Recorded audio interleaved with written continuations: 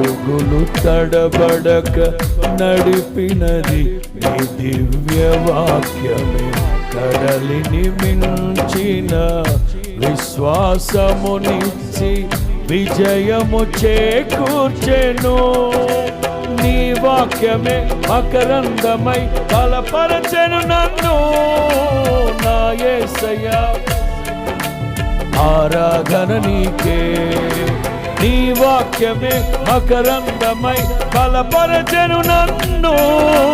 నా యేసయ్యా స్తుతి పాత్రుడా ఆరాధన నీకే, ఆరాధన నీకే.